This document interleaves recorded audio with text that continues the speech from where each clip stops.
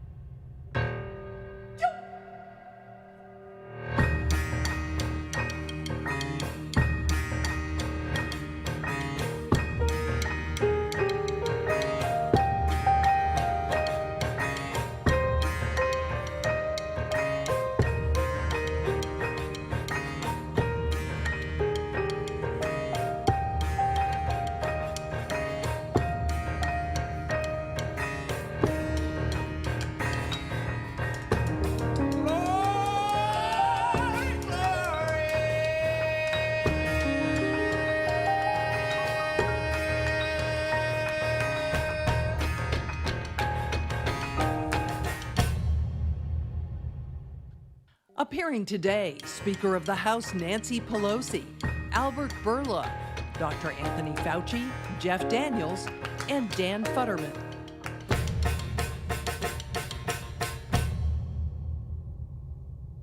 Thank you to our Atlantic Festival underwriters on the founding level, Facebook. On the presenting level, Boston Consulting Group, EY, Genentech, Southern Company, Walton Family Foundation. On the supporting level, Allstate, U.S. Bank. On the contributing level, American Federation of Teachers, Barclays, the Janssen Pharmaceutical Companies of Johnson & Johnson, the John D. and Catherine T. MacArthur Foundation, PayPal, Salesforce.org, and Truth Initiative.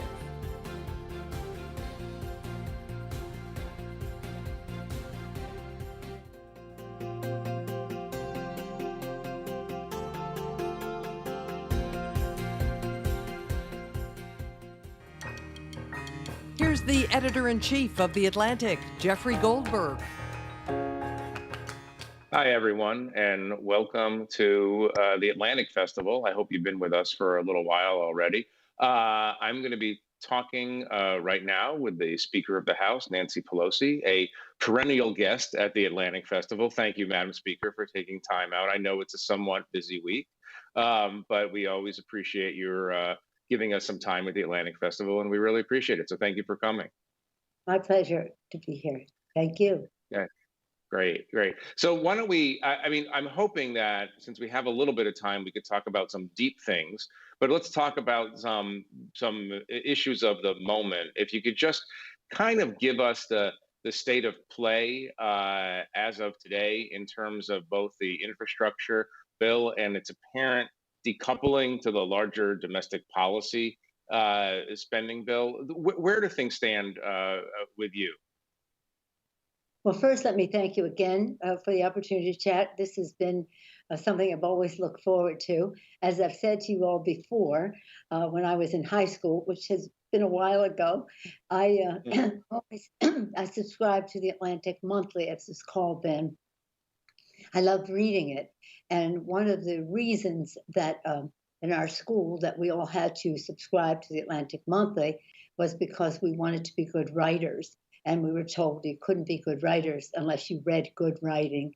So it wasn't only about the substance and what we learned, but it was also to learn by reading good writing. So thank you, Atlantic, for being an inspiration for all these years. So good to be with you. Okay, this is a very eventful week. How was your day? That's the way it is every day here. We have four things on our plate right now. As you know, that the debt ceiling is a matter of a couple of weeks, but we want to address it as soon as possible. The shutdown of government is a matter of days, and that would be September 30th. The infrastructure bill has a September 30th deadline for highway authorization and the rest. And of course, the Build Back Better Biden initiative. President Biden said that he was happy and pleased to work in a bipartisan way to find common ground in a bipartisan way on infrastructure. But he would not confine his vision for America to what could be achieved in that way, that we had to, again, build back better, and that is the reconciliation bill. So we proceeded, and I'm so proud of our members, all the committees of jurisdiction, 13 of them, taking part in developing the agenda, working with the Senate to have common ground to try to honor bird bath and all that, bird rules and that. And we met our deadline of September 15th. And then this past weekend on Saturday, the Budget Committee reported out that product. In the course of that time, as you know, there were those who said that number was too high. So we're waiting to see and weighing in every way to see what an adjusted number would be, but we are ready. We've done our work and in terms of more than you want to know on the subject, but in terms of Ledge Council, CBO, bird bath, all of that. And we hope that will be imminent and that we can then take that legislation to the floor. What's important to know about that, and this is something that people get concerned about, because when we have built in the future, we haven't addressed the climate issues and the rest of that, and we have to do that. But not only that, there has to be justice in all of this. And President Biden has been magnificent in his writing of this, campaigning on this, and having this as his vision, because there have been injustices, whether environmental justice or dividing up communities. So as we build, it has to be better. In addition to that, it has to address, of course, the climate concerns, and that's part of infrastructure about health issues, clean air, clean water, jobs issues, preeminence in the world and the green technologies, security issues, not having migrations and conflict for competition for habitat and resources as all of that narrows, and a moral issue to preserve this planet. If you believe that that God's creation, it's a religious thing in addition to a value I think that everybody shares, that we have a responsibility to pass this on. And now Right. Build Better is also about women, unleashing the power of women fully in our economy and in the workplace with child care, child tax credit, family medical leave, universal pre-K, home health care, those kinds of initiatives that give leverage to children, give leverage to women, give leverage to people with disabilities in this new bill. The point being that when people say, well, every time something is reduced, our communities suffer. No, this starts with their communities. That's why it's better rather than a trickle down of we're building this and hopefully some of it will come your way. No, we're starting with that. So it's exciting and it's important decisions and it's called legislating. So we have to find our common ground, build our consensus, and win the Let day. me ask you. Let me ask you a question about the legislating. Let me just ask you a question about that. You have said or suggested that a lot of what's going on, the drama between Senators Manchin and Sinema on the one hand, and the Progressive Caucus and the House, the Squad. You have suggested that this is kind of the kabuki of legislating, and that it's all going to work out in the end. But there is a lot of anxiety on the Hill that this is too unwieldy, that this is that you're not going to be able to rein this in and get most of what you want. How confident are you that you're going to end up with, if not $3.5 trillion in domestic spending, but something that's fairly revolutionary, something that's as dramatic that as you want? Well, the president's number is what we built our bill around. It isn't the last bill we will ever pass. There are some adjustments we can make in timing, length of program, and the rest. So we just need to have it's not about a number. The president said it perfectly. He said, what's the top line? Zero, because it's all paid for. This is about creating good paying jobs. It's about lowering costs for families. It's about tax breaks for the middle class, and it is all paid for. So what is the figure in which we how do we, if we have to come down? But it's not about a number. It's about the values. What would you cut? Would you cut child care, child tax credit, one family medical leave, universal pre-K, home health care? Would you cut investments in protecting the planet, which is a jobs, a health, jobs, security, and moral issue? So it is. It's not. If we just take what it is we must have for the people, then we arrive at a number. But it isn't starting with a number and then start cutting. It's about building back better. And let me just say, I think it's all the respect in the world for the reporting on this. I think that there has been an appetite for saying there's big division in the Democrat. It isn't. I've never seen our caucus so organized, so unified. And I say that with a long history of trying to make sure we had the vote on something. Over 95% of our caucus is fully behind, and that's the moderates in the party, the new Democrats. The rest, they share his values as we go forward. Somehow or other decided to make it this thing about moderates, and the moderates are overwhelmingly in support of President Biden in this legislation, as well as the progressive. So it may be fun to have that kind of a thing, but that's not what's happening in our party. And I'm so proud of our members because they understand what is at stake and what we have to get done. Well, let me just stay on that point you made earlier, that it's all paid for. I mean, obviously, you believe that. Equally, obviously, Senators Manchin and Sinema don't necessarily believe that. Some of your moderates, and obviously, you have no margin right now in the House. You've got to hold that entire caucus together. How do you convince them? What's the proof? What's the argument that no, this is actually paid for, and we can spend these massive amounts of money to restructure so many of these programs and add new programs? Well, in fact, this is not even subjective. This is objective fact that we have a wider range of, and Chuck and I and the secretary met the other day. Leader Schumer and I met with Secretary Yellen, Secretary of Treasury the other day to agree on a framework of revenues that we could pull in. Now, it depends on the number. If the number's lower, then we deal with it one way. But the fact is, this is it. Some of the people out there, I'm not talking about members or anything, some of the people out there say, oh, it's too big. And we say, well, we're shrinking it and it's paid for. When we say it's paid for, you think they'd say, glory, hallelujah. And they say, oh my God, you're going to raise my taxes. No, we're going to have people pay their fair share. So this isn't even subjective, with all due respect to your question. It is objective fact. This will be paid for. And it is pretty exciting. That's why when the president said the top line is zero, because it's paid for. And any arguments about inflation, this or that, are dispelled by the fact that it is paid for. That's I'll loop back to the case we have to make. So some people say, well, I don't go so high because I don't want to tax this, that, or the other thing. But that's a different argument. But the fact is that the tax possibilities are there, whether people want to pay tax, increase the corporate rate, capital gains, all that high-end individuals, just fair share, not punitive, just fair share. And of course, also to have the IRS be able to collect taxes that are illegally being avoided. I'm not talking about legal, I'm talking about illegally being avoided. That's a big number, hundreds of billions of dollars.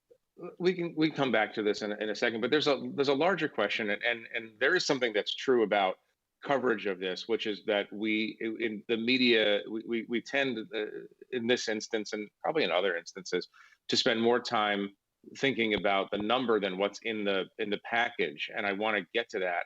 But can I enter that question by putting this idea to you that in fact the progressives have already won, the progressive wing has already won, because the argument is about a number and not the nature of the programs that are being discussed?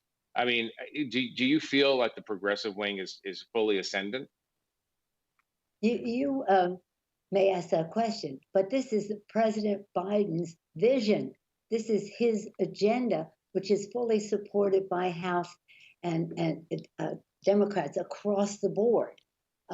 Yes. Okay, so maybe the question is, are you surprised that Joe Biden has become a progressive after spending 3.5 decades as a moderate? Well, this has, as that's why I say it, in our caucus, when you divide 9 people versus 210 people, our caucus is very united on this, and we're very respectful of everybody's views. We're a big tent, and we respect that. But this is his agenda that is receiving the big support across the board. The fact that the press wanted to play it as this, Democrats versus moderates. No, the moderates in the Congress overwhelmingly support this. So this is about Joe Biden, and I appreciate the articulate and eloquent presentations of what's in the bill by some on our progressive side. I consider myself there representing San Francisco, as I do proudly in the Congress. But make no mistake, this is the Biden agenda. So I quite, yes, you may ask that question, but I don't get it, because clearly this is something that, again, committees have worked together. It's a consensus within our caucus following the lead of the President of the United States. It is fantastic that we have this friend. Now, people compare him to Franklin Delano Roosevelt, that, oh my gosh, this is comparable to the New Deal. President Roosevelt had 319 Democrats in the Congress when he put forth his agenda. Not that it wasn't more transformational, but this is transformational too, with a smaller margin. Do you think that this is the equivalent of the New Deal if this goes through this week or later on? Is it as dramatic as that? But of course, the New Deal was dealing with such a depression in our country that, again, there were so many things that went into it. But in terms of being transformational, in terms of that, the New Deal, LBJ, what he did, this takes leverage to the people, children, poor people, people with disabilities, women. And so not in terms of size or number of agencies established or something like that, but in terms of changing the dynamic, building up rather than trickling down, spreading from the middle rather than, again, enhancing the high end. It is in its time, it is as needed as what was needed then, because we were on a path of such incredible disparity, economic disparity in our country that could have led to a caste system. The wealthy, now and again, this is not to not appreciate the success and achievement of those, but there has to pay their fair share. And we cannot have a country that is not recognizing that we are a consumer economy. And that's why I established a select committee on disparity and income and opportunity, wealth and opportunity in our country, headed by Jim Himes. Because this is a real challenge to our democracy, because the middle class is the backbone of a democracy. Yeah. I believe the middle class has a union label on it, and I thank our friends in labor for taking us to a better place. But there's erosion in that because of what's happening in terms of the capitalist system, which we are and which we will be, but not serving the needs of the entire economy in the way it should. I want to come to the small subject of the future of American democracy in a moment, but I wanted to pivot to a couple of national security and foreign policy questions.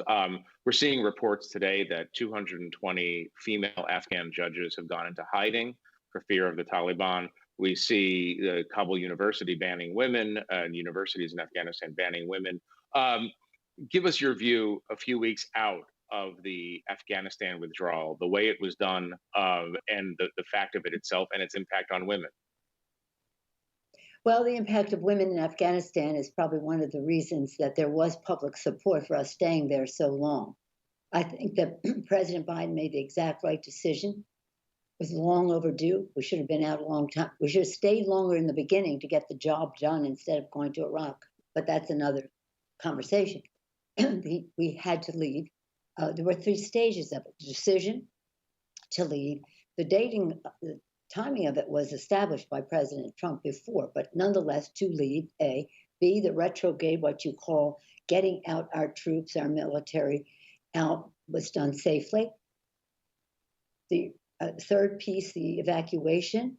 Don't forget, 120,000 people evacuated, not just us, but working with our allies. Sadly, we lost 13 of our military who were patriotically trying to get them out. Could that have been done better? Yes. And now it continues to be done better. The fate of women in Afghanistan, I've been there many times. I've been there lots of times on Mother's Day to visit mothers across the country in our military and in their community. I wear this ring, which is made by Afghan women. I have many mementos from them, about them and what they have made. Their fate was something that was very important to all of us. And I visited them, not just judges and the rest in Kabul, and that's very important, judges, professionals, heads of universities, doctors, etc., but the poorest of the poor in the hinterlands of Afghanistan. And to see those girls go to school and I mean, we did something very transformative. And for 20 years, they benefited from that. And we have to keep our eye. The Taliban has to know that the eyes, and this is bipartisan, Democratic and Republican women, House and Senate. One of the leaders in all of this, Laura Bush, Michelle Obama, Jill Biden, about caring about the women. Not just because it's the women, but the fate of the women is important to the fate of Afghanistan. So it is. So what should we do? What should we be doing for the women who we told life would get better?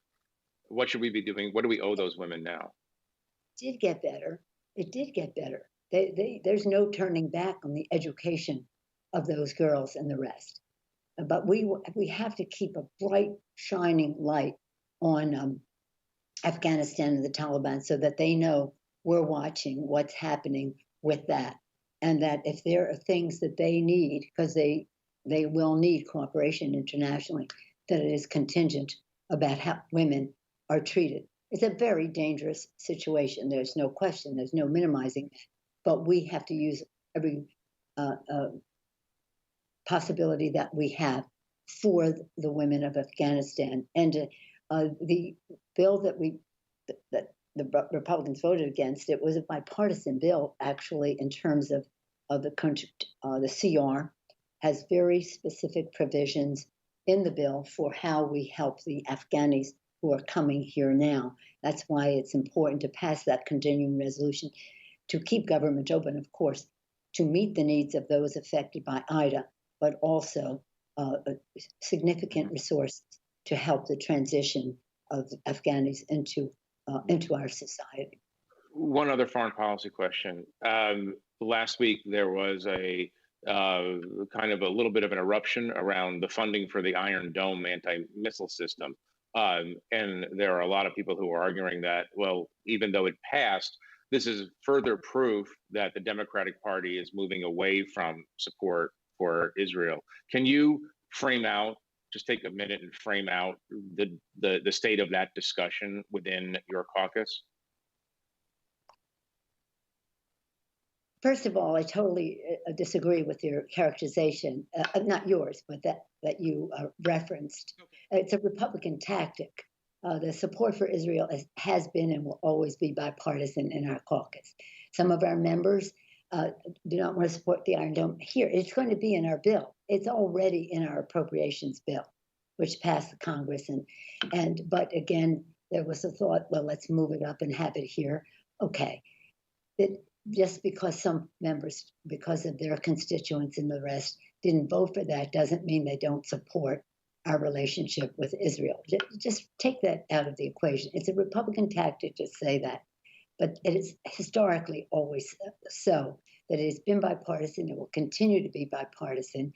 And we passed a bill like the next day supporting the support for the Iron Dome. It's honoring a memorandum of understanding that President Obama engaged in when he was president, and we will honor that. And again, it's in our larger appropriations bill. If in fact they wanted, the argument was really, do we need to move this up sooner when the equipment might not even be ready till later, but not to get into that. Mm-hmm. And again, call me back and I'll talk to you about my credentials on Israel. My father, Thomas D'Alessandro Jr., speaking on the floor of the House when he was a New Deal Democrat, criticizing the administration for not doing enough for Jewish people in Europe during the Holocaust, saying that this information was known by the administration in the archives of the State Department.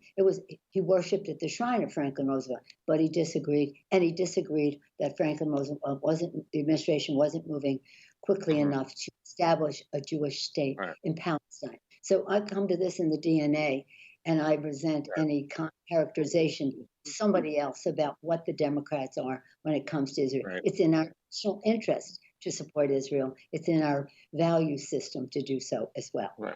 Let me go to this question about democracy, if I can. We'll end on this.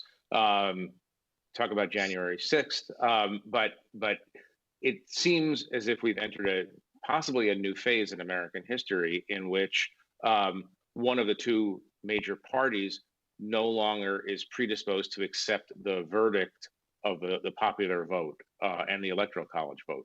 Are you worried come 2024 that if a Democrat were to win fair and square, that the Republicans will simply not accept that outcome? I mean, what is your biggest, if you could, it's a hard question in a way, but what is your biggest anxiety about what I would call the decomposition of democratic norms and standards? Well, thank you for your question, Jeff, and your concern and characterization of it.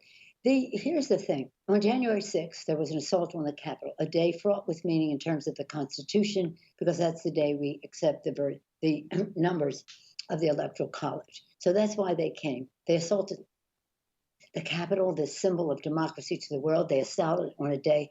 They assaulted the Constitution. They assaulted our democracy. It was horrible. We can have a whole presentation about that. But every single day since, they continue to try to undermine our democracy with legislation across the country to suppress the vote, to nullify the vote. And we cannot let that happen. I say to my Republican friends, take back your party. You are the grand old party, done great things for our country. I've said that on your presentations before. Do not be hijacked by a cult who is now not just a difference of opinion on policy or governance or science, but is undermining the sanctity of the vote, which is fundamental to our democracy. So we have to pass legislation to nullify those voting suppression bills across the country, nullification votes again across the country. We have to do so soon. We have the legislation in the Senate. But we also have to, we can win in the courts, but we have to win in the court of public opinion. People have to know our democracy is at stake. This is no fear mongering. This is actual fact, is actual fact. And again, it's a situation where for one person in denial about the election results, if you go down that path, you are going into autocracy. You're going into autocracy. And we must protect and defend. At the beginning of our country, and Jamie Raskin's always proud of quoting Thomas Paine. Thomas Paine said, "The times have found us. Times found them to declare independence, to fight a war, to win it, to write our documents. Thank God they made them amendable. Times found them to establish this great country. Times found Lincoln to preserve the unity of the country, and he did so. The times have found us to preserve it. Not that we place ourselves in a category of greatness of Lincoln and our founders, but the urgency of the assault on our democracy is real, and we must prevail. And again, we fight them every step of the way. And again, it makes politics seem almost trivial here. This next election is not just about Democrats or Republicans. Do you believe in climate change or not? This is about, do you believe in our democracy or not? If they ever got the gavels, what they would do to our democracy is crushing. And that's we see it every day here. I don't think a lot of Republicans across the country, that although they mistrust the results of the election, they believe a president when he says something. But this president is not worthy, that president, what's his name, is not worthy of the trust that people placed in him, because he is undermining our democracy in a way that caused death, damage, trauma, so much, and that's important.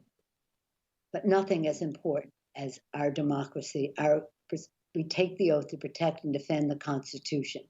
Well, Madam Speaker, I'd love to spend all day long talking to you about good old what's his name, but we are out of time, and you have a lot of things to do. But I wanted to thank you for coming to the Atlantic Festival, and we hope to see you back live on stage at the Atlantic Festival next year at this time. Thanks again. I hope so, and thank you. I always appreciate the opportunity to have a conversation with you and under the auspices of the Atlantic. Thank you so much. My pleasure. Thank you.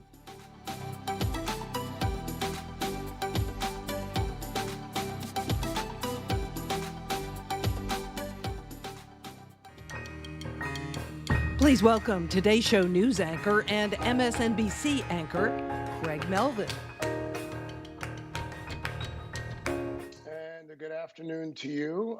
Welcome to this session this week, marking yet another milestone in our nationwide fight against this pandemic. According to our NBC News count, the United States has now passed some 43 million cases, 690,000 plus deaths. And as Pfizer's booster shots continue to go into the arms across the country this morning, the company submitted data to the FDA on the vaccine safety and efficacy for children between the ages of 5 and 11. And this comes as parents, including myself, full disclosure, anxiously await word on when our young children might be able to get their first doses ahead of winter, the holidays, and of course the impending flu season as well. Joining me now to talk about all of it, Albert Bourla, the CEO of Pfizer. Dr. Bourla, good afternoon to you. Thank you so much for your time. Good to see you. Good to see you, Craig. Thank you for making the honor to me to invite me. Let's start with the morning's news. You submitted the data to the FDA on the vaccine for children between 5 and 11. How soon do we expect approval? And I know you've talked about Halloween in the past as a realistic timeline. Does that timeline still hold? You know, it's not appropriate for me to comment how long FDA will take to review the data. They should take as much time as they think it is appropriate for them to have high levels of comfort, and if approve it, we will be ready to have the vaccine available, because this is a new formulation of the vaccine. It has way less RNA inside. It is 1/3 of the dose of what the adults are receiving right now. But despite that, we have the exact same efficacy and the exact same immunogenicity and the exact same safety profile. Timeline, Halloween still realistic? It is one of the options, and it's up to the FDA. No pressure on them. It's not appropriate. Well, let's talk about kids under the age of 5. Assuming that we get this approval for 5 to 11 here in the next few weeks, how soon after that do we believe that children under the age of 5 will be able to get a shot? The studies are ongoing, Craig, and it is between 2 and 5. I believe in a couple of months we should be in a position to have the data and then eventually submit before the end of the year. Before the end of the year. Yeah. From your lips to God's ears. And I'm very careful when I speak, because I know that in addition from my lips to God's ears, they go to the ears of everyone, and everybody remembers what I say. So I'm very careful. That is true. Dr. Berler, you said something 2 days ago on a Sunday morning program on another network. And you were talking about a return to normalcy, and you're optimistic that life will return to normal within the next year. What does that normal look like? I think people will need to have a strong immune protection against the virus that will allow them to be able to do the things that we're doing before: take mass transportation, going to restaurants, congregate in public spaces that they are indoors in bigger volumes, as we were doing it before.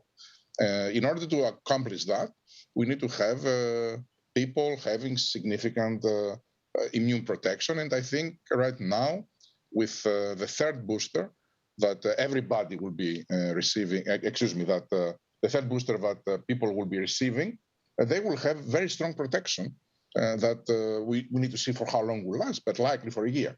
And there will be enough. The reason why I said in a year, I think by the end of the year, the higher income countries, they will have enough capacity to do all their citizens, and the lower income countries, they will be in the same position 6 months later. So I believe that within a year, the whole world will have enough capacity to be able to vaccinate the citizens and protect them.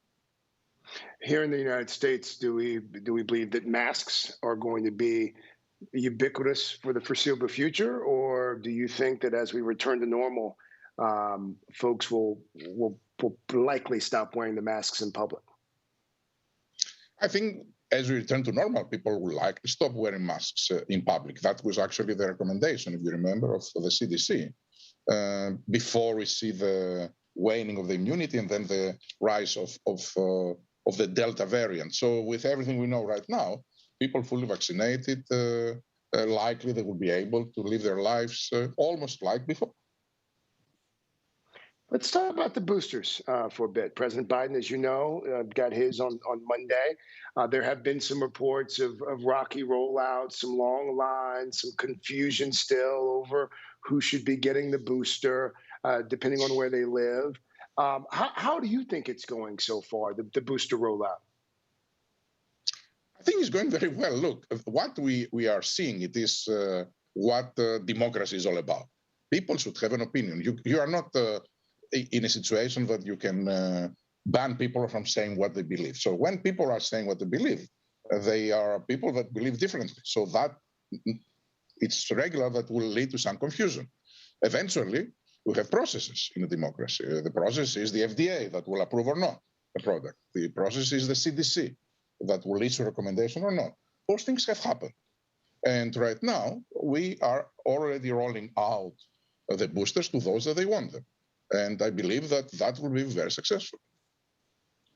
As you know, probably, there continues to be some talk about mixing and matching, whether folks who initially received that Pfizer vaccination could potentially get a Moderna booster or vice versa.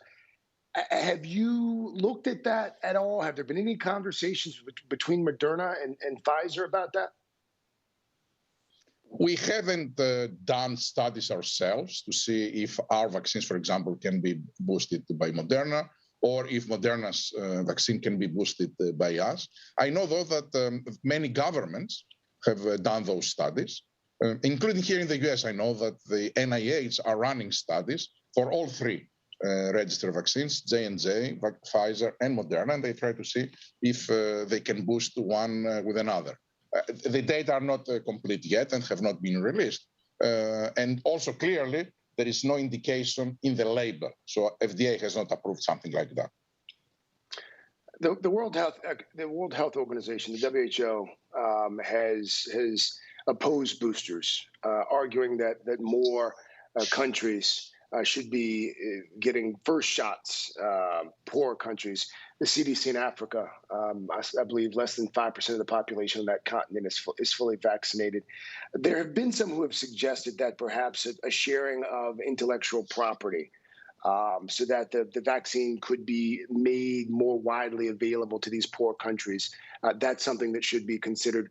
Well, what say you to that, this idea that we should, at the expense of boosters here, perhaps be trying to get more first shots in arms in poorer countries? I think this is wrong. I think WHO, World Health Care Organization, should be making recommendations based on science and on the health. And I think that boosters should be approved or not, only based on the fact that there is a need and they are safe and effective. If any of the three is not valid, they should not be approved. And if all three is valid, there is a need and they are safe and effective, it should be approved. We cannot say that I would like to have less protection to one country so that I can give more protection to another country. Now, that being said, I think it is very important that we should resolve this with an end, not with an or. It's not me or you, it's both. And all our efforts as Pfizer, and I'm sure that I know that other companies as well, it is to ramp up manufacturing to a level that it is was unthinkable a few months ago, so that everybody can have it. This year, we are making 3 billion doses. The year is over in 3 months, right? So it's not that I'm making long-term projections. This year, we'll make 3 billion doses. And we pledge that 1 billion of these 3 billions will go to the low and middle-income countries. I can tell you that right now, the allocation of doses likely will exceed the 1 billion. Next year, we'll have 4 billion doses. That's 4 billion doses only from Pfizer. So I think that the situation will be such that everybody will be able to receive the doses. And by the way, approval or not of boosters will not change the allocations that we have for doses. For example, because US is approving boosters, we are not going to give them more doses than what we have signed and promised to them earlier, months earlier, for this year. The same is because US is getting boosters. We are not going to change the allocations to any country in the world, but we have promised doses this year.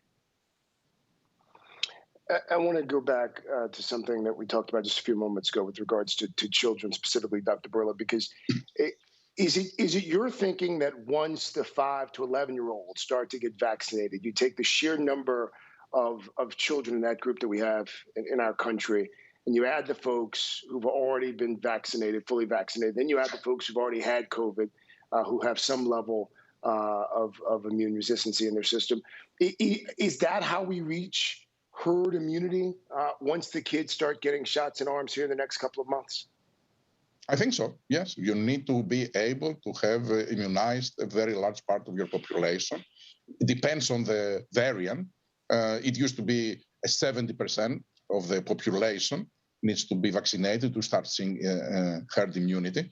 The Delta variant is a little bit more contagious, so you may need to go to higher levels, but definitely with the introduction of all the way to 5 years old kids, we are having a very strong push towards this direction.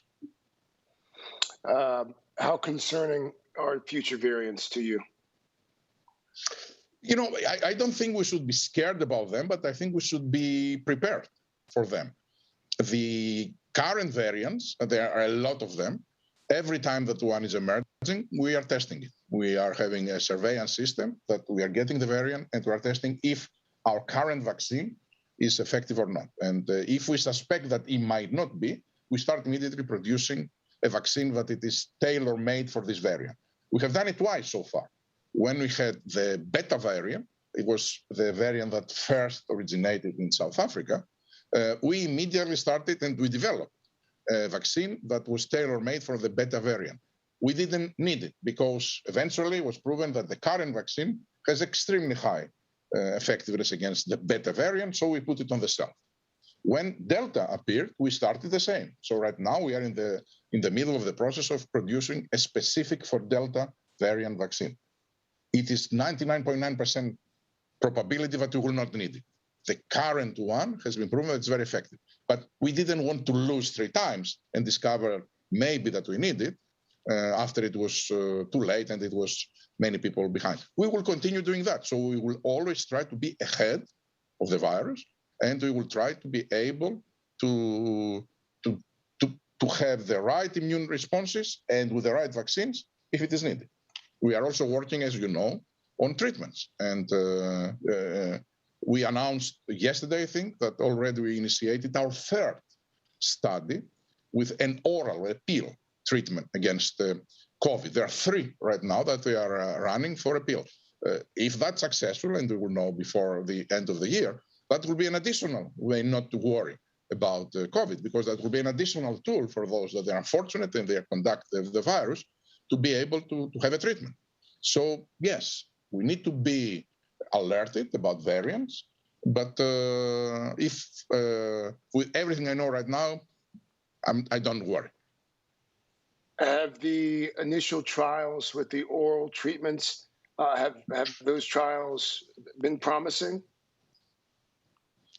Yes, what is promising so far, it is that we have seen that this oral treatment has very strong antiviral efficacy. It means that it's killing the virus in vitro, right? Not in animals, in the lab, not in humans. Then we gave the medicine to the humans, and we've seen that the medicine is concentrating in the tissues that needs to go in very high, it has very good pharmacokinetics. These 2 are necessary conditions for efficacy, not sufficient, but necessary. So, but with those 2, we have high hopes. So we are waiting to see the studies are running. They are efficacy studies. And we will see in high cases or in more mild cases or even in prevention, if you are getting COVID and the people that are living in the same household with you will take the pills, if you are infected, if they will be protected from developing the disease. All these studies are ongoing right now. So I hope that we will be successful, but of course remain to be seen. Timeline on the trial? We will know before the end of the year. There are 3 trials. The first one will come earlier, the second a little bit later, but before the end of the year, I think. And keep in mind that we are investing right now at risk. What does it mean that? I have approved over $1 billion of investment in our manufacturing so that right now they are making this product without knowing if it works or not. What this will give us, if the product works by the end of the year, we won't have a winter without it because it will take us 3 or 4 months to manufacture it. We will have enough quantities to jumpstart something like that. If not, we will write off the billion and we will move on. Let's talk about the last year and a half and some change, because I think a lot of folks who have been following every twist and turn of this pandemic, as it relates to the development of treatments and the development of vaccines now, a lot of folks, objectively speaking, would probably say, my goodness, look at what our drug companies can do in a short amount of time. They were able to identify causes and treatments in the span of, less than a year, and then roll out in mass shots, vaccinations, and then a few months after that, booster shots. What do you think this is going to mean, Dr. Berla, after the pandemic? What is this going to mean for the way that we treat disease and illness moving forward in this country. If we can do something like this so relatively quickly, perhaps this could mean that we'll be able to replicate this with regards to other diseases and illnesses. It would be unacceptable if we don't try to do that. Clearly, when you are able to do something like that with COVID, the question is why not with cancer? The question is why not with Parkinson? So there are so many diseases that they are unmet needs right now. They don't have a treatment or a prevention or a therapy. And the question is why wouldn't be able to move equally fast? Before COVID, to develop a vaccine was taking 8-10 years, and we did it in 8 months. And it's not only the only miracle, we were able to manufacture it at quantities that they are mind-blowing. For example, the annual production of Pfizer in terms of vaccines in 2019, before the pandemic, was 200 million doses per year. 200 million doses per year. In 2020, the same, 200 million doses per year. In 2001, suddenly a new vaccine will make 3 billion of this vaccine only. That didn't happen by chance. It happened because we have high concentration of scientists, engineers, infrastructure, and then we invested very heavily. And we did things out of the box. We did things very differently. I think that's a challenge for us and an obligation to repeat these things with all the other diseases. Perhaps you've heard that in terms of popularity, Big Pharma right up there with journalists, at least before the pandemic. It would seem as if there are now perhaps far more people in this country who have come to appreciate the role that not just Pfizer, but the Modernas and the J&Js and that your ilk can play in public health. Do you think that this perception, perhaps, not real or perceived, but this newfound perception that people have of Pfizer, you seem to be having a moment, Dr. Bourla. Do you think it's going to last beyond the pandemic, or do you think you'll be just as vilified 2 years from now as you were 2 years ago? I do not consider it given. I think we should continue earning the trust of the people every day. And if we are making the mistake to be arrogant and think that because now people indeed love us, that's something that we don't have to work to maintain it and sustain it, is a very big mistake. The reason why our reputation went so high after the pandemic, it was because a big aha moment for the people was the power of science in the hands of the private sector. Everybody realized what is the value proposition to society of the existence of a thriving life sciences sector like ours. And that is what brought us there. But what brought us here will not take us there. So we need to continue doing that, and we need to continue doing the right things, behaving the right way, producing innovation that it is seriously changing patients' lives, and then maintaining and transparent, honest, and authentic communication with the people. That's what needs to continue be doing. That feels like a good spot to end it, Dr. Bourla. Thank you. Thank you so much for your time, and thank you even more for over the last year and some change, making yourself available for lots of conversations like this. You've done a solid job of answering the questions. So thank you. Be well. Thank you very much. Stay well.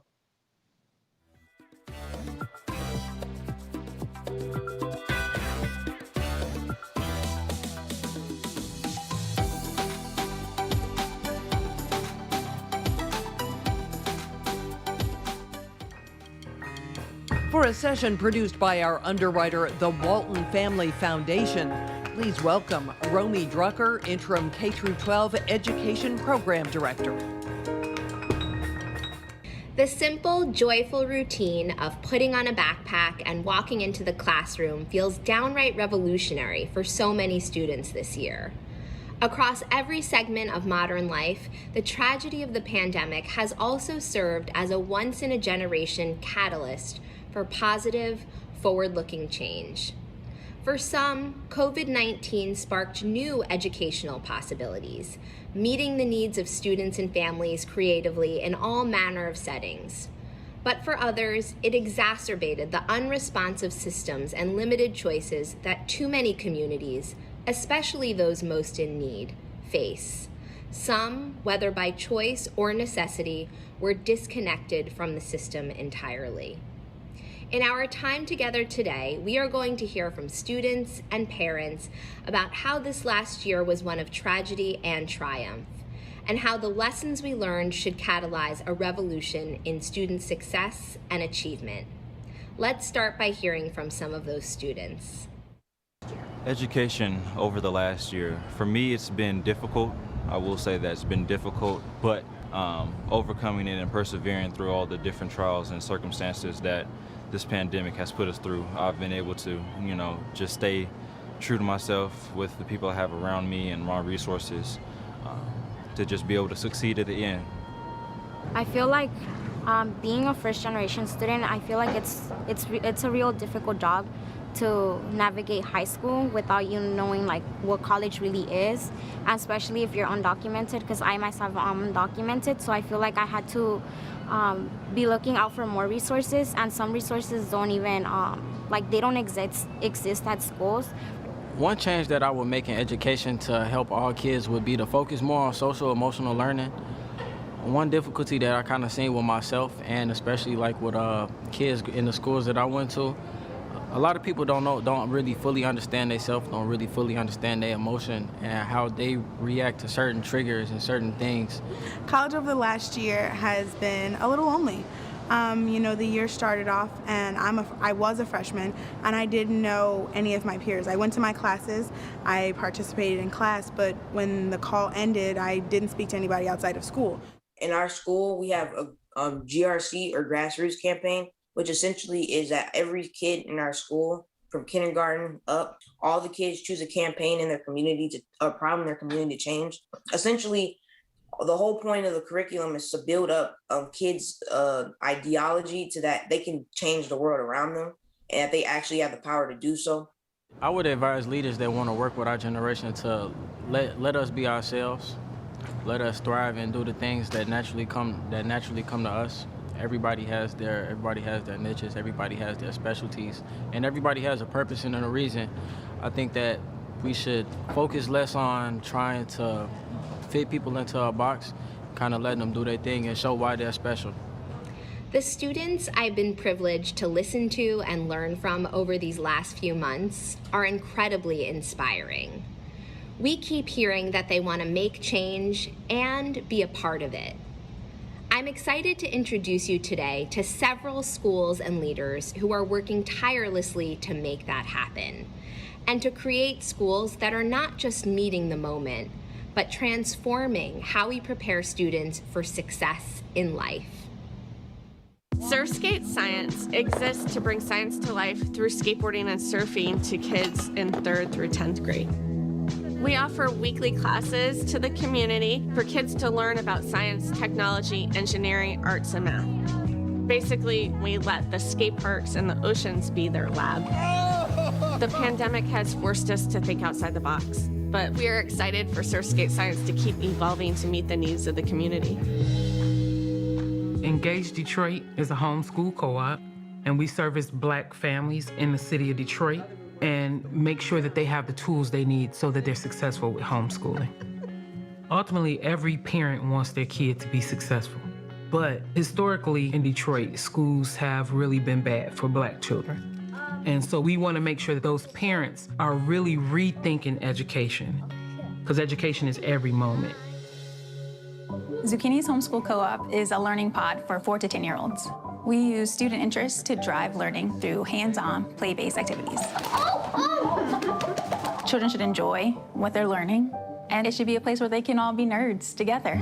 Very cool. No one could have anticipated this situation, but it's allowed us to create this wonderful community, and we see it every day. Just a peace of mind for the families, knowing that their kids are safe in the middle of a pandemic. I absolutely love seeing the kids' faces in those videos. Now I'm excited to introduce you to Elijah Moses, the founder of Wise Young Builders.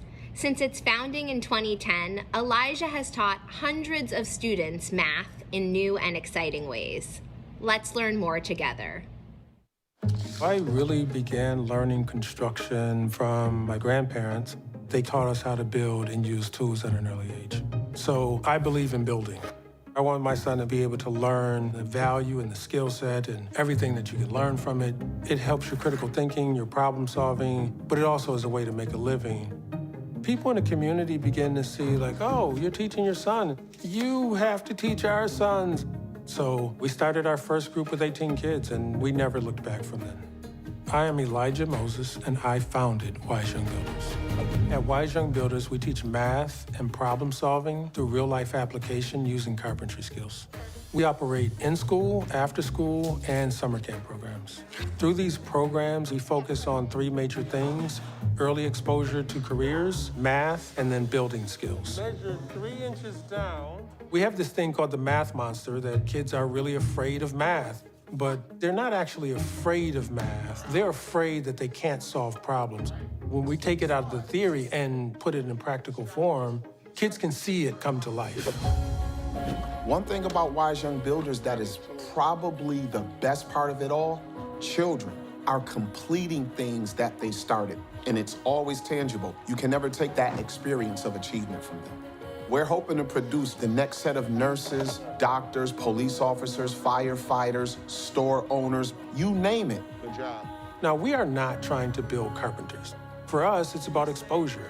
We believe that exposure precedes choice. If you expose kids early to the reality that they can build, they're going to try to articulate that in their lives. They won't walk through a community and say, hey, our community isn't rebuilt. They'll decide we can rebuild our community. I hope you feel as inspired as I do about what's possible for students when we let them take the lead in their own learning. Their ingenuity and innovative spirit inspires me and all of us daily in our work, and we are very committed to supporting their efforts and all educators and leaders for years to come. Thank you so much.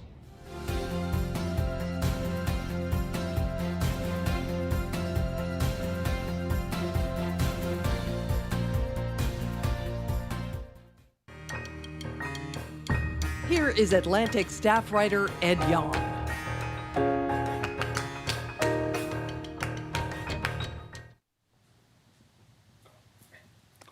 Dr. Fauci, it's good to talk with you again. In the last time we spoke, you had a different boss. Neither of us was vaccinated. Things have looked better since then, so much so that in May, you said to the Washington Post that if 70% of adults were vaccinated by the fall, then we're going to get out of the epidemic stage and much more into the control stage. Well, it's now the fall, around 65% of adults are vaccinated, but things don't seem very controlled.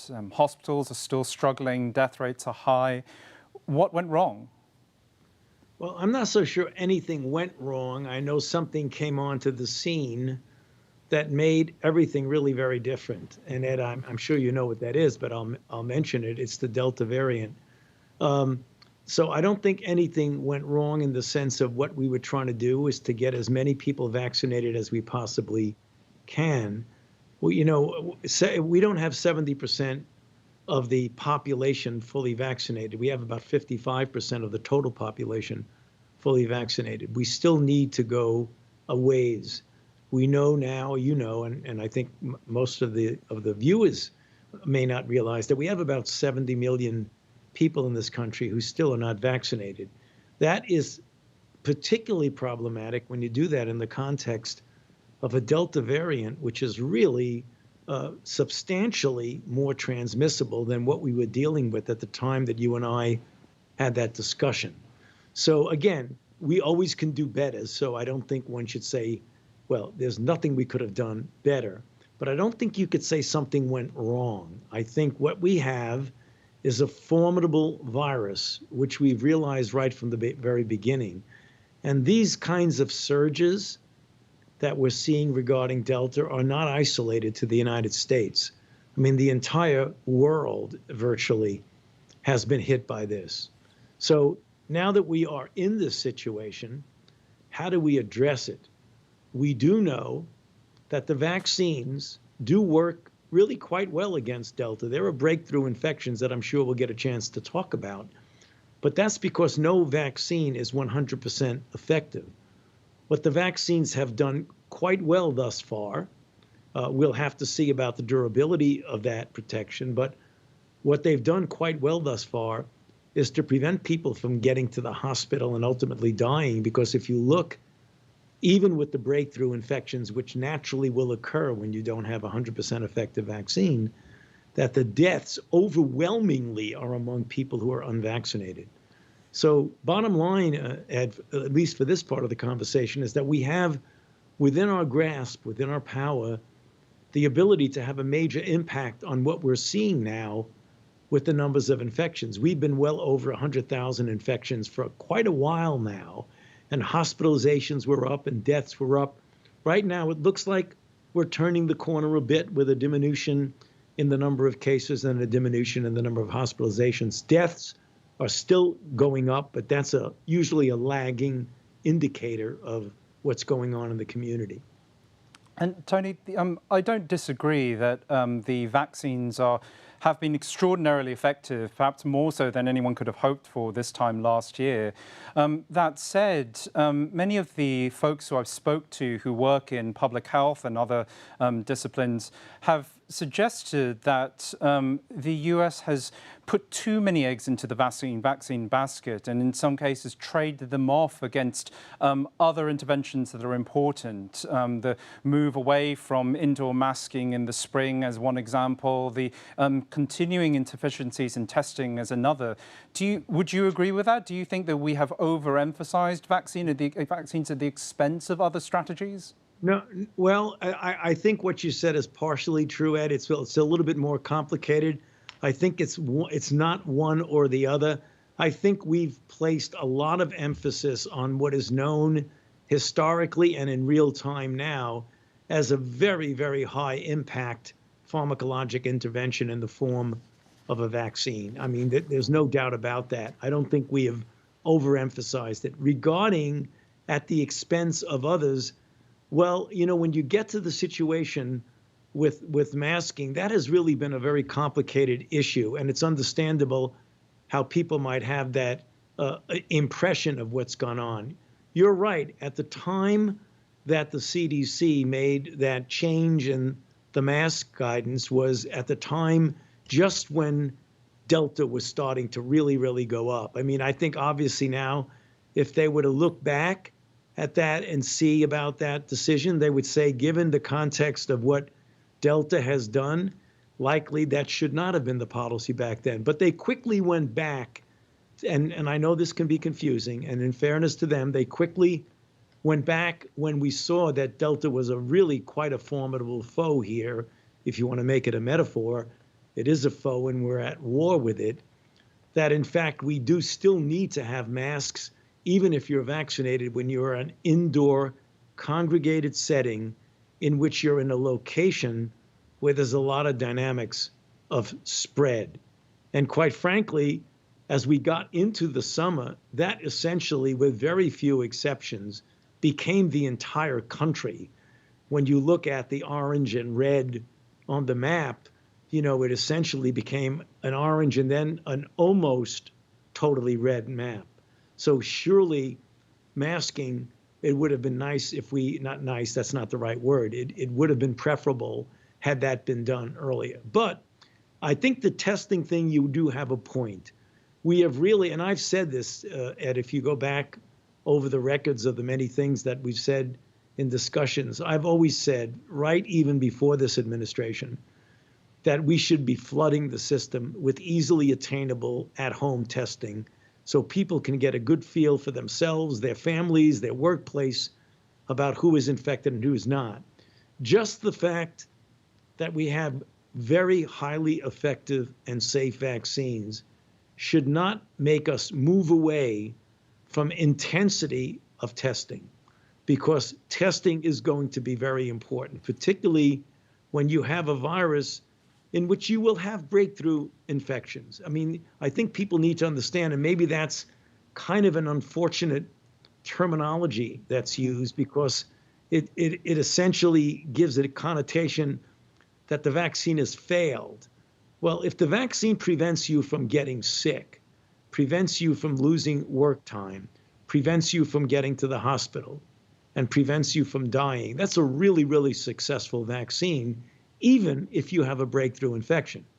But if you do have a breakthrough infection, as we know now from several epidemiological studies, that you can still, with this particular virus, it wasn't that way with the alpha virus, but it certainly is that way with the Delta virus, that even though you are vaccinated and that you yourself may not get symptoms at all, or if so, only mild symptoms, you are still capable of transmitting that infection to someone else. And that's the reason why, among other reasons, not the only reason, but among other reasons, why we really need to do a lot of testing and make it very, very available. I mean, I have conversations with our British colleagues who are really quite generous in their sharing of their experience with us and me particular. I deal on a regular basis with Chris Whitty and Patrick Valence from the UK, the health authorities there, and they are very, very much tuned into making testing really widely available to virtually anybody on their own, at home or wherever, at a very, very easy accessibility, price-wise and convenience-wise. Do you think the US can get to that point? I hope so, Ed. I think we can. I think we can, because I think, as you were alluding to in your question, and the undertone of it is quite correct of what you were getting to, is that we can't be unidimensional in our approach to this outbreak, which is, as I said, a cunning foe here. A cunning foe indeed. And so, Tony, on that, I wanted to ask about your position on boosters. You seem to have been quite bullish about using them, and you've defended the administration's decision to talk about widespread availability before the FDA had a chance to weigh in. How are you feeling about boosters now? What is your stance on the role that they should play in the pandemic going forward? Okay. Well, first of all, Ed, let me put it in context, and I will directly answer your question. Sure. And I believe that people need to understand that at the time we're giving boosters here and in other countries of wealth, it is important to make sure that we do more than just pay attention to the developing world, the low and middle income countries, that we are very aggressive and put a lot of resources into making sure that as we're getting boosters and as we're trying to primarily vaccinate our people, that we give enough resources, enough doses, enough capability of making vaccines to the developing world. So I believe we can do both, and we shouldn't do our boost at the expense of getting vaccines to the developing world. And in fact, the United States thus far, and we are going to be doing more, Ed, thus far have done a lot, with now 1.1 billion commitment of doses already given over 160, I believe, to over 100 countries. So we're doing it, and we're going to do more, and we should do more. Having said that, I've made it clear, Ed, that my opinion has always been that I believe that a third shot booster for a 2-dose mRNA should ultimately and will ultimately be the proper complete regimen, as opposed to the proper and complete regimen is 2 doses, and then the third dose is a luxury, as it were, a luxury for a failing vaccine. The vaccine is very successful. The durability of it is something that's subject of considerable discussion and sometimes debate. The one point that I will make, it's somewhat at variance, and I believe we need to be transparent when we have opinions that are at variance. I supported and continue to support what the FDA did on the basis of the information they had and on the advice of their advisory committee. I support what the CDC has done. And I think that Dr. Walensky made a very good, informed, and I thought courageous choice in modifying a bit. She took the advice of the committee under advisement, and she made a modification of it.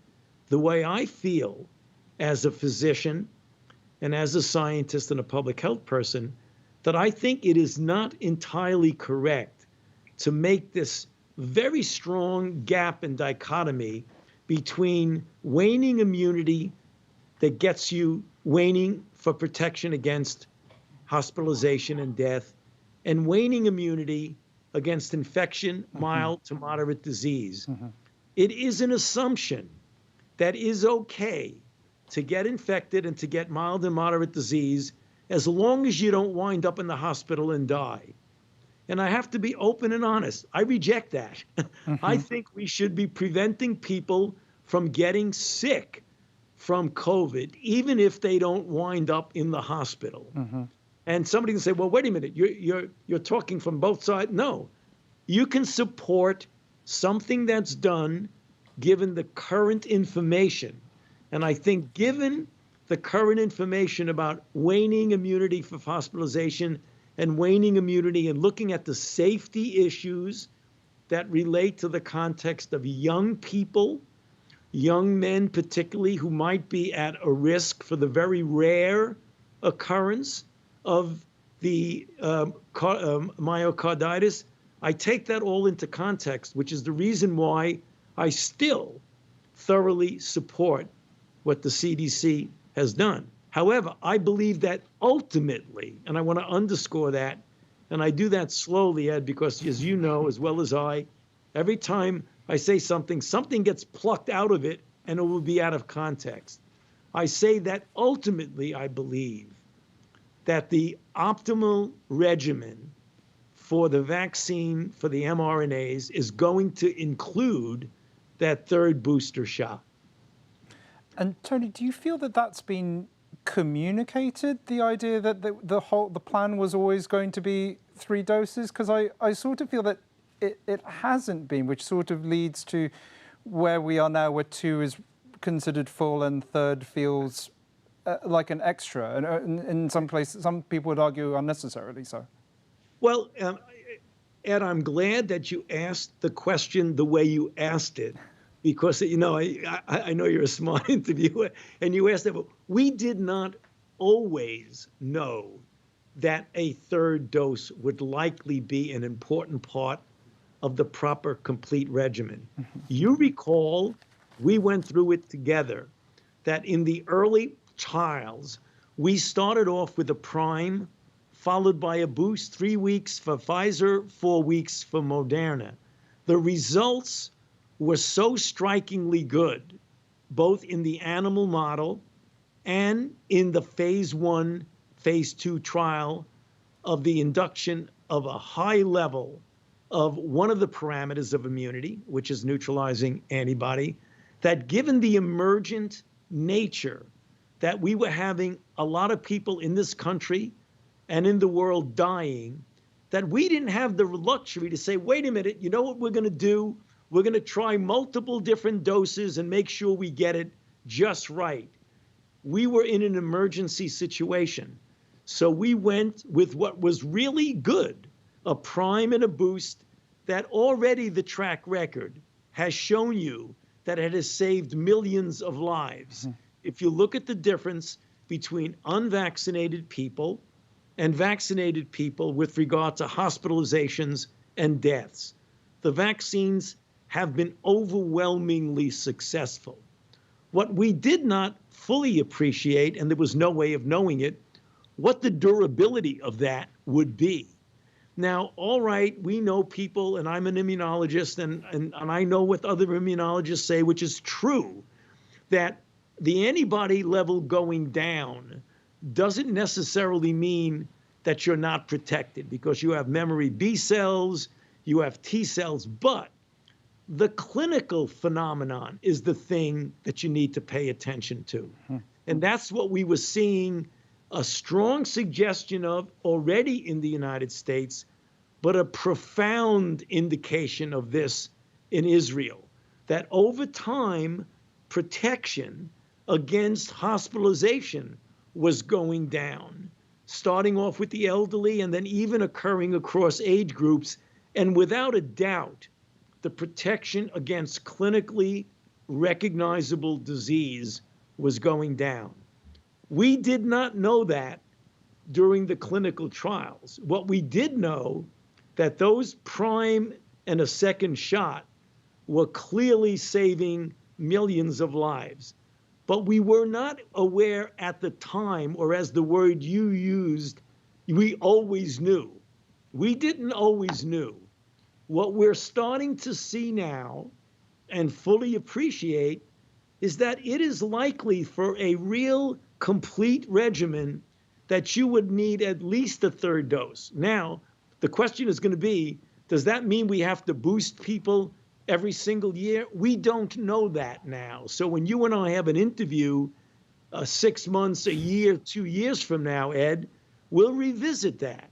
We don't know. Okay. What I hope is going to happen is that this is going to give to the human immune system of vaccinated people that degree of maturation of response that will really give much more durability to it. And Tony, another thing that you said that I wanted to revisit, you talked about the tension between needing to provide first doses to much of the world versus extra doses to people who've already been vaccinated here.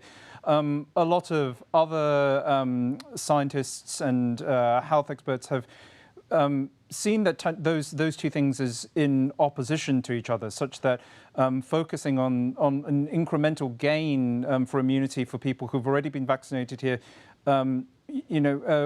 works against the goal of broadly immunizing the rest of the world. Now, you've said that we can have both of those two things together, and I was hoping you could just justify that. Like, why do you believe that to be the case? And if that is the case, then why haven't we made better progress with global vaccine equity to this date?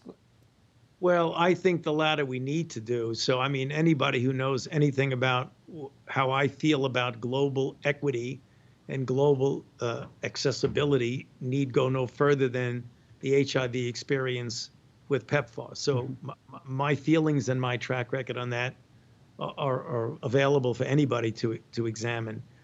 So I do feel that we do have that obligation. The issue of 1 dose versus 2 dose, if you have enough, that only becomes an issue when you really do have a scarcity of doses. But when you have enough doses, you should go with the full regimen at the time, which was 1 dose followed by a boost. What experience has shown us that although there is some protection, and there's no doubt about it, you can't deny it, with 1 dose, it is not adequate. And we have seen, particularly in the context of variants, people who have been vaccinated with a single dose do not have nearly as much or even adequate protection. They have some protection, but if you look at when all of the studies, and you're very well aware of them, Ed, I know because you've commented on them in your writings, that if you look at studies comparing 1 dose versus 2 dose in multiple different parameters of infection, of getting infected with variants, of clinical disease, of hospitalization, without a doubt, although you do get some protection with 1 dose, it is not nearly as good as 2 doses. And that's the reason why we wanted to make sure, to the best of our ability, we get people vaccinated with both doses. Okay. We talked about pandemics and preparing for them back in 2018, well before COVID was a thing. You and many others told me about these cycles of panic and neglect, where a crisis hits, everyone pays attention, investments flow, and then inevitably things lapse, and our willingness to do what is necessary to prepare against future pandemics also slips. Now we are still in the middle of this, but what do you think? Do you think that we're destined to repeat that cycle? What can the US be doing right now to avert tomorrow's pandemics? Well, I have been in the unfortunate situation, Ed, of having lived through multiple cycles of the phenomenon that you are just now describing, of semi-panic and promising that we'll not let this kind of thing happen again. And we've been through HIV, and we've been through pandemic flu, and we've been through Zika, and we've been through Ebola, and now we have a historic outbreak with COVID-19. My feeling, Ed, is that I really do sincerely hope, having been through all of that myself personally, that we will not allow what we've been through over the last 20 months to slip from corporate memory, which means we have to, and we are, starting right now, not only responding to the current pandemic, but preparing for the next pandemic. Not saying, which we've essentially done in the past, get through the problem now because we got to focus on what's going on now. And as soon as it's over, then we're going to worry about preparing for the next. It's kind of like you're working hard to get this under control, and then you go, whew, it's over. And then all of a sudden you turn your attention to the next problem that is a real and present problem, as opposed to a real and present danger. I think what we've learned now, Ed, is that given the way the human-animal interface and the jumping of viruses from one species to another, what we've seen with Ebola and what we've seen with HIV, SARS-1, MERS, we've got to be prepared from multiple standpoints. So a pandemic preparedness is not unidimensional. It's everything from global cooperation to communication to surveillance, both at the animal level and the human level, to have a basic and fundamental clinical research endeavor where you're able to do things like take a pathogen, in this case a virus, recognize it, and in time frame that is unimaginable, get vaccines ready to go into people. Not only ready to go, but produced enough to get into people. That's what we're talking about now. You know, OSTP came out with a pandemic plan that they announced to the tune of needing about $65 billion to do that. So we're not talking about pandemic preparedness for a couple of billion. We're talking about tens of billions of dollars that will be needed to get us to where we are. So bottom line, Ed, I really do hope that when we get through this, which we will, we don't then start focusing and concentrating on another problem that takes our mind off this extraordinarily difficult period that we've all lived through. I hope so too, Tony. Well, thank you so much for taking the time to talk to us today. I look forward to speaking to you again, although hopefully this time next year we'll be able to talk about something else. Thank you so much for your time. Thank you very much, Ed. It's always a pleasure to be with you. Yeah, you too.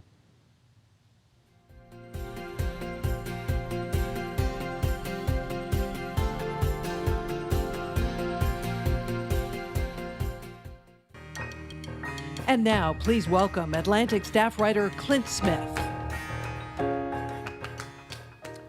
Over the course of 2 weeks in May 2017, I watched as 3 statues to leaders of the Confederacy, Confederate General P.G.T. Beauregard, Confederate President Jefferson Davis, and Confederate General Robert E. Lee, were removed from their pedestals in my hometown of New Orleans.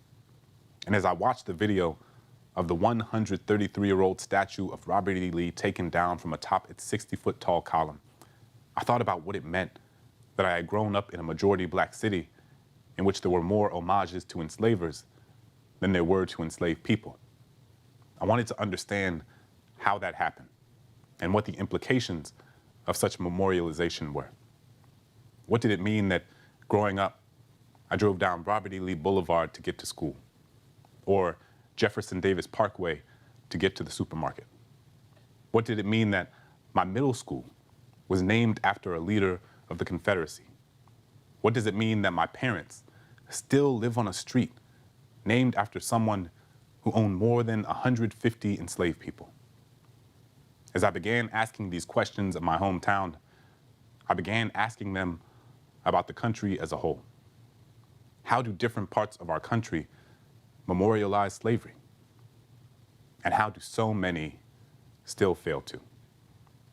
In my book, How the Word is Passed, I traveled to plantations, prisons, cemeteries, museums, memorials, houses, and historical landmarks to explore which places are confronting their relationship to this history, which places are running from it, and which places are doing something in between.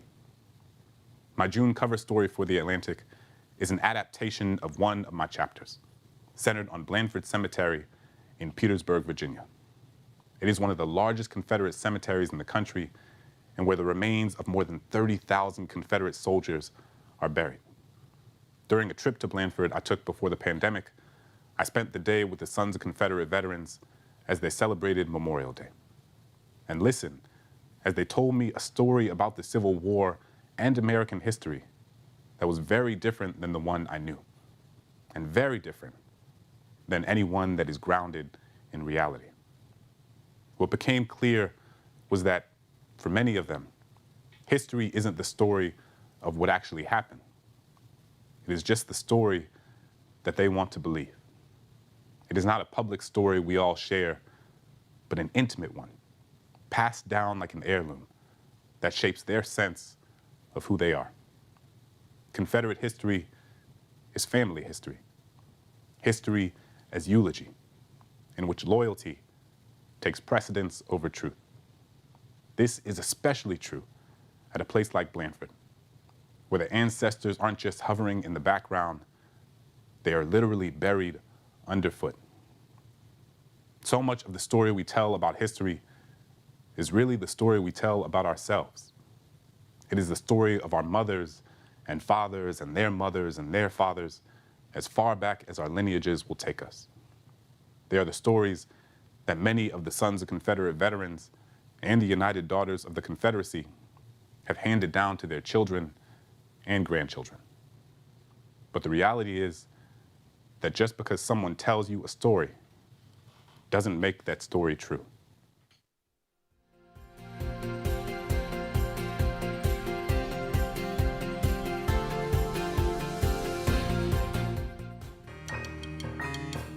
Please welcome Nick Thompson, CEO of The Atlantic.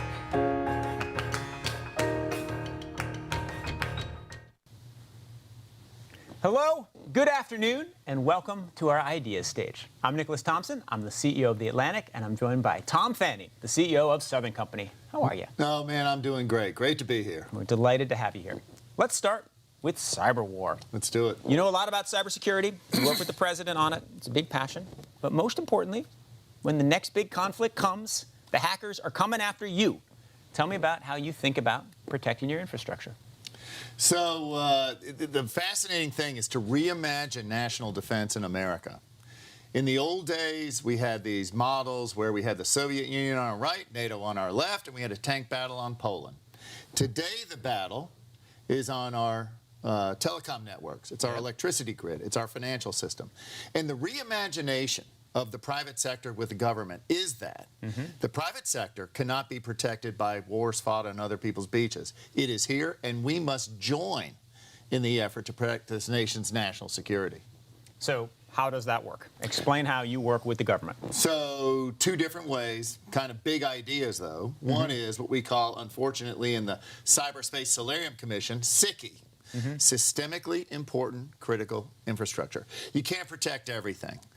I'm not after punks, thugs, and criminals. I am after preventing the existential threat from being visited.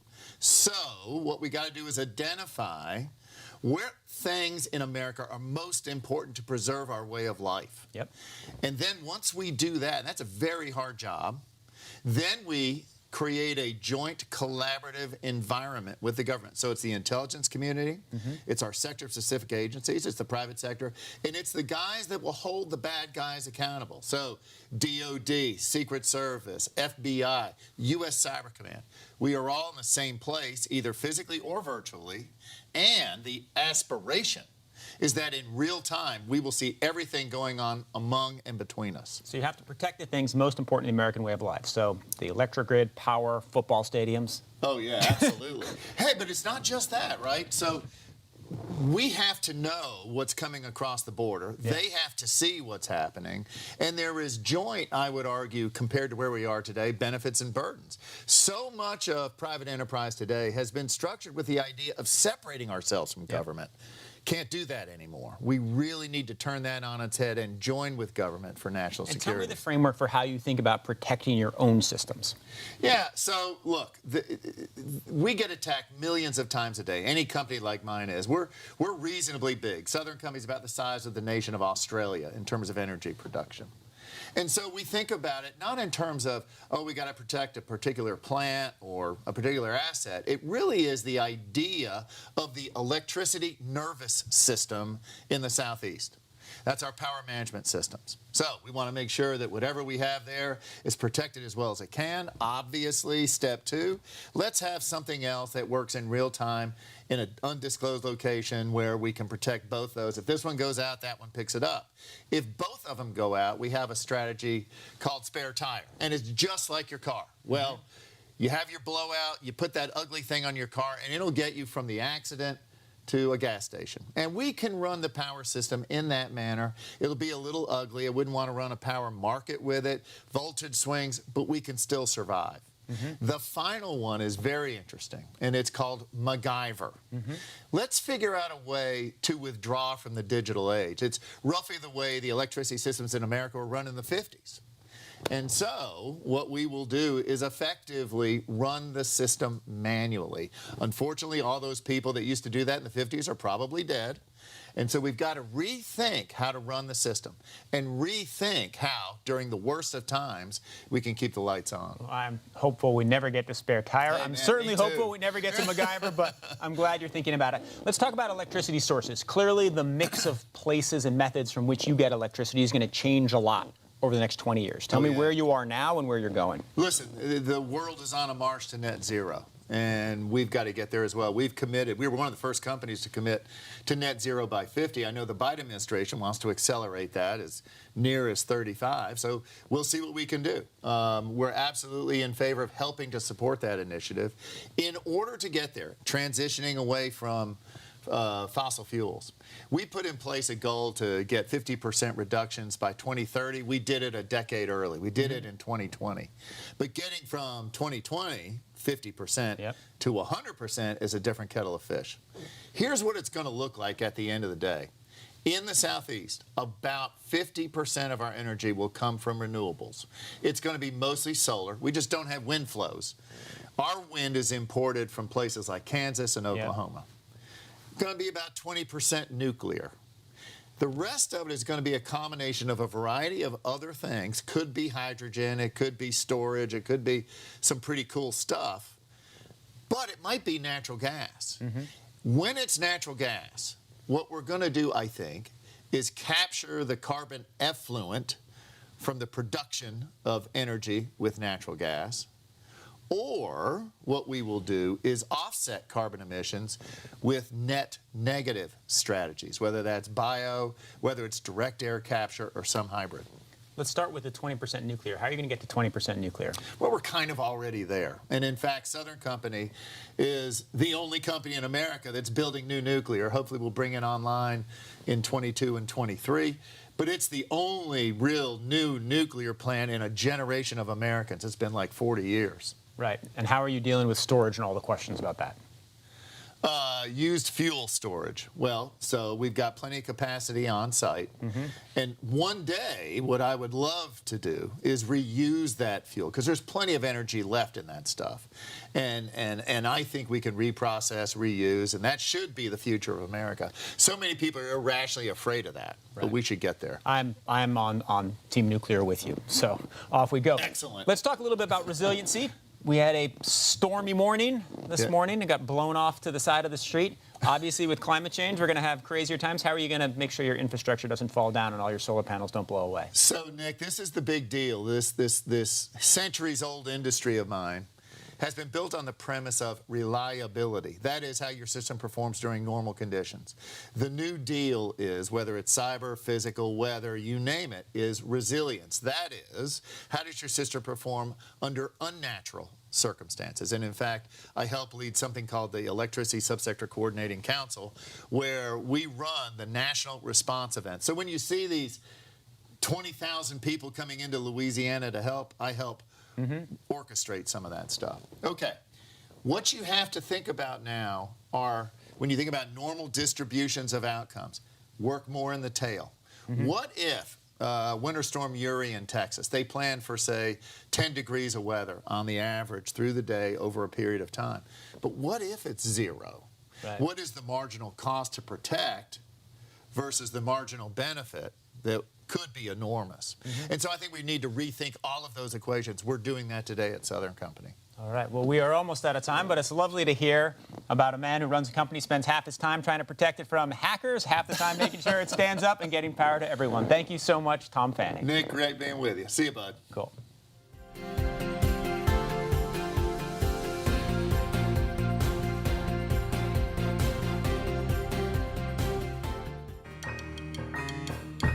Please welcome NBC correspondent Harry Smith.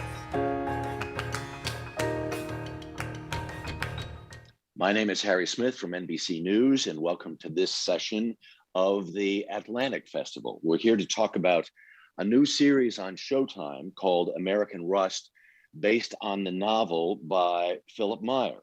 And joining us now, Jeff Daniels and Dan Futterman. Jeff, you know, Dan, you know, for lots of different reasons, not the least of which is Dan's amazing role in Birdcage and being the incredible screenwriter of everything from Capote to et cetera, et cetera, et cetera. And Jeff Daniels, we think, is coming back to work soon in New York, and we'll talk a little bit about that a little bit later on. Good morning and good afternoon and good day to you both. Thank you for taking the time to chat. Thank you. Jeff, how did this book, how did this novel, when did it first come on your screen, and what did you think or see or feel about it that you said, let's do this? 2009, I was in the city, New York City, and there was a reading of a new novel by a new author, debut novel, a guy named Philip Meyer. My agent at the time was, down the hall from the lit department, and they were either had Philip or they were chasing him. And Paul Martino said, let's go down and hear this guy read, because Paul was always looking for books in the event that maybe my career would get to a place where I could, get something made. And so we went down, listened to Philip read some of his book, met him, bought the book, read it, and said, yeah, this is something I could do. But I was in no position as an actor to get anything done. So we just kind of kept an eye on it. And then later on, I was in the middle of doing Mockingbird, and it came back saying, are you still interested? We knew you were attached at one time. And I contacted Dan and said, do you see something in this that remind me why I'm still, interested in this? Because it had been too long. It had been almost 10 years, and Dan loved it. And that's what got it going. There is an authenticity to this that is undeniable if you're like me from the Rust Belt. Did you see that too, Jeff?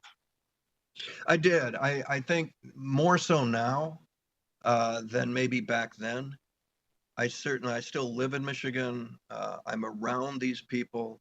I've kind of come to the conclusion that I am one of these people, that I grew up working class. I worked at my dad's lumber company. I was level, eye to eye with these guys, driving truck, making deliveries, and their worlds and their loves and their hates and their likes and dislikes. And I think that if the acting thing hadn't worked out, and I didn't meet my wife of 42 years, Del Harris there are elements of Del Harris that would have been, yeah, cabin in the woods with a dog. Yeah. That's John Hyman's I think I still aspire to that. I know. John Hyman wrote a movie I was in, and one of the lines is, hell is other people.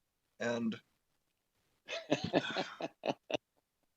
So I related. And then now with everything the country's going through, that there are people like these people who just are near the bottom or close enough where they can see it.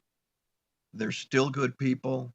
All they did was work for the steel company for generations. Their father did, and then they leave. Same thing with the car companies in Detroit. These people are just looking for somebody to tell them the damn truth and maybe get a break once in a while, you know, so they can live a normal, ordinary life. That's what I identified with. Yeah. Dan, when you're confronted with a novel, as you've done in the past, or some extant piece of writing, say, all right, let's turn this into something. What was your biggest challenge with, and especially in this context, American Rust? Well, the book is so good. And yeah, Jeff came to me and he said, essentially, remind me what I love about this. Because it's hard when you're developing something for a lot of years, and Jeff was in and out of that process. You can lose touch with that. You can go down a kind of a rabbit hole.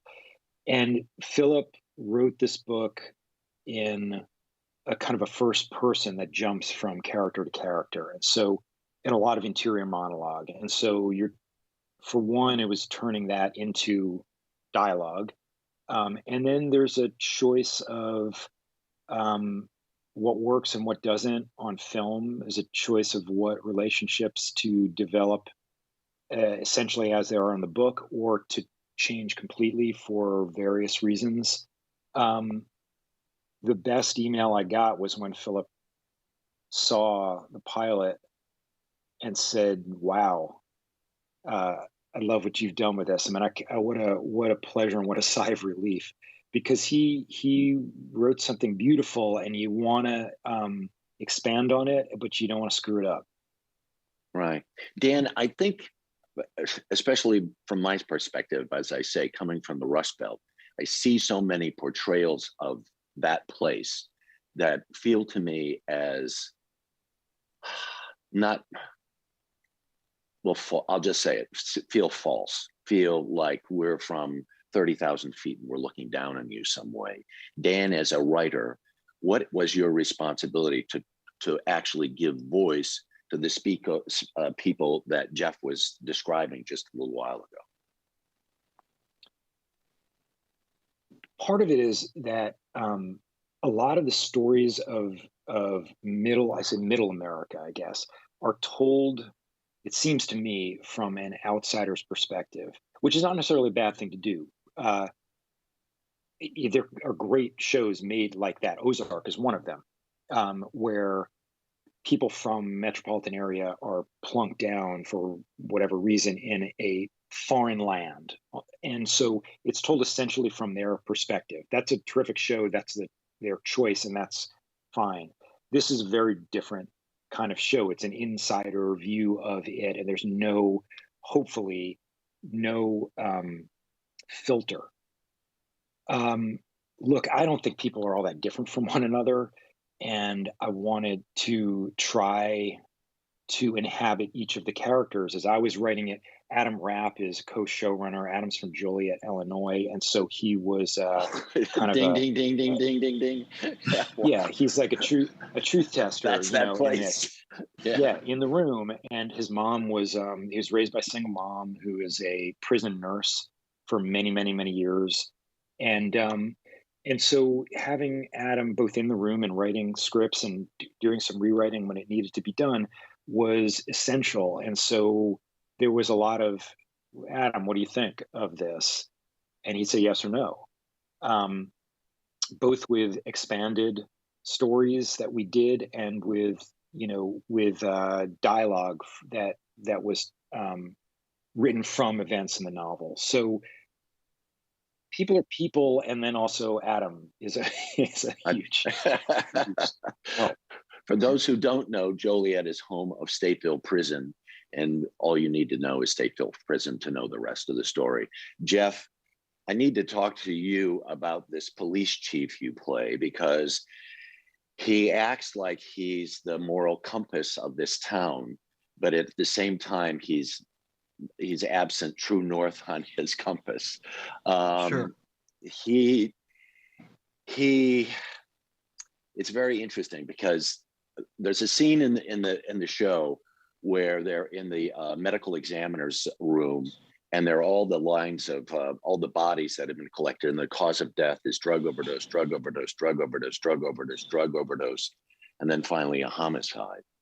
There isn't anyone, it seems to me, who's in this that isn't compromised in some way by drug use or drug abuse. It's everywhere. Part of what I did to kind of get to that authenticity, I read countless books about the American overdose was one. I saw Alex Gibney's, Dan and I worked with Alex on Lewing Tower. I saw his documentary on the opioid crisis. It's there. It's there. It's the receptionist at the real estate office who's dealing crystal meth so she can put her kid through college. You know, you're making choices that are bad in order to do a good thing. And that's kind of where Del Harris, he's trying to hang on to what is right. And yet he makes some choices on his way to getting whatever that is. And in this case, it's the undying love of a woman who's already broken his heart. It's wonderfully complicated and much. And I think back to your point, Harry, about middle of the country and how 30,000 feet looking down. They're just simpletons. They aren't that smart, and they deserve what they get. And that's not the people I live around in Michigan, and it's not these people. They're still good people, and they're still trying to hang on to a decency and a civility and a respect for each other, and trying to do what's right in a world full of wrong. And that's what got me really interested in playing him. The other thing too is we did an acting thing on this, which helped. We didn't want Hollywood polish. We didn't want it to be that thing where it feels false. We want you to feel like you're a fly on the wall. We want the actors to forget the camera and just talk to each other. And so there was an acting approach to this that really kind of non-rehearsal, bare staging. You know where you're going to go. Roll camera, and it happens in front of the camera. When it happens in front of the camera, you're connected with each other, which is different than leaning towards the camera in a close-up and beautiful lighting, even though you're in the middle of Southwest Pennsylvania. Can I say just something? Can I say something just about the drug? Sorry, go ahead. No, go ahead, because I'm going to bring up the drug. Pennsylvania again, because Pennsylvania ends up being a major character in this whole series. But go ahead, Dan. Oh yeah.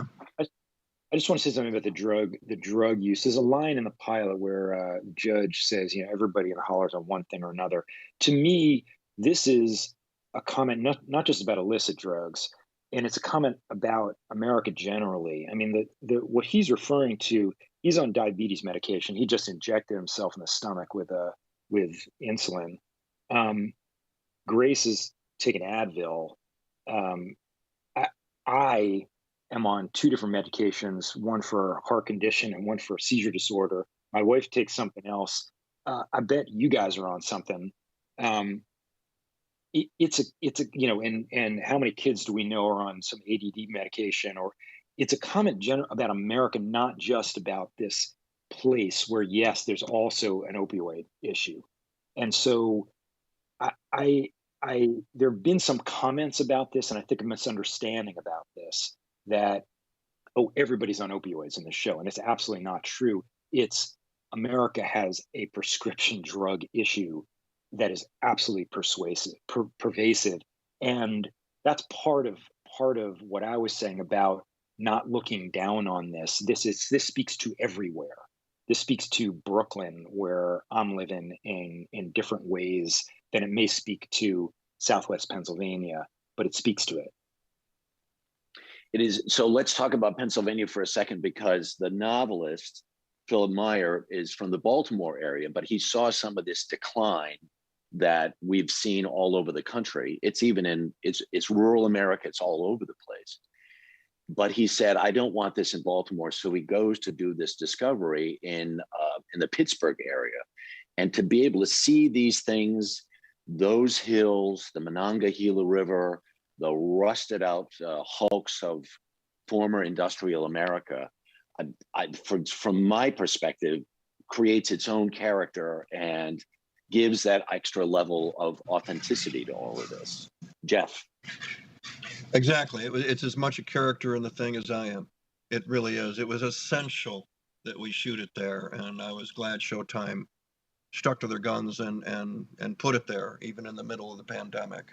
They could have taken it somewhere else, but they didn't. And you're right. That's we point everywhere we point the camera, you see it. You see that character of Southwest Pennsylvania. Dan. Yeah, not just in visuals. And Buell is made up of a number of different towns around the Monongahela the Valley, but also in the actors. We had a lot of local actors. There's a big community in Pittsburgh, a big theater community who had not worked in a long time because theaters were shut and film business was shut. And we were thrilled to have them. They were happy to have the work, and they add a level of authenticity to this that I was really delighted by.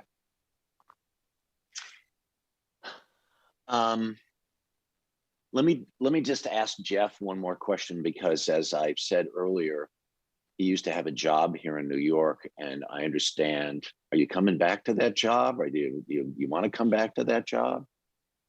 I am back in that job. We're 2 weeks into rehearsal of the remount for To Kill a Mockingbird that I'm doing with Celia Keenan-Bolger, who played Scout. She won the Tony for it. So the two of us have come back, and a mix of a few of the original people, some new people, and some of the people from Ed Harris's cast, who was playing Atticus when the pandemic hit. So I'm very happy to come back. I'm going to be in it for 3 months until January 2nd, and especially with where the country is now.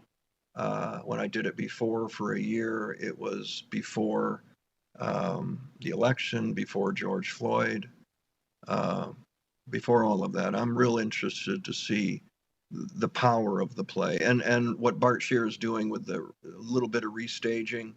Aaron Sorkin's done some little touch-ups on the script.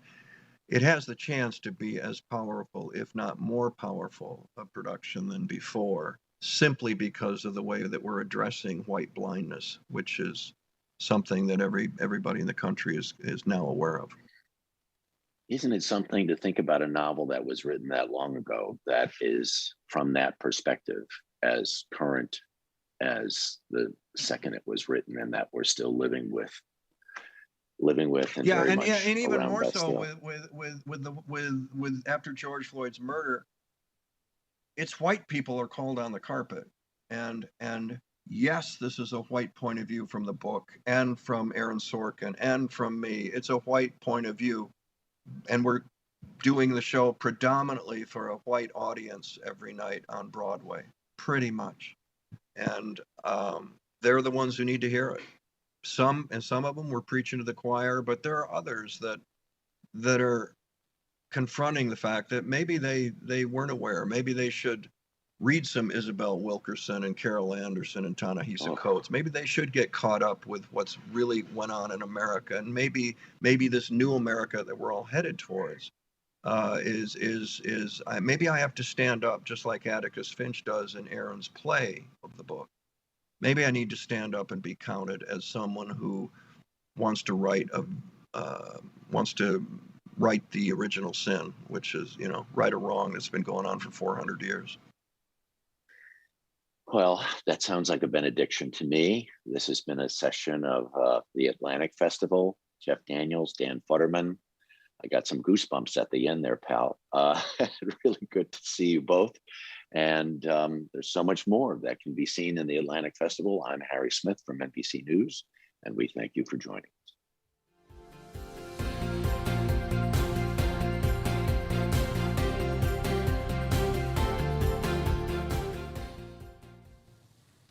And that concludes day 5 of the Atlantic Festival. We have so much more in store for you over the next 2 days, and we hope you'll stay with us. Tomorrow, our Ideas Stage kicks off again at 2 p.m. Eastern. and you can check out our full schedule within the event platform. See you there.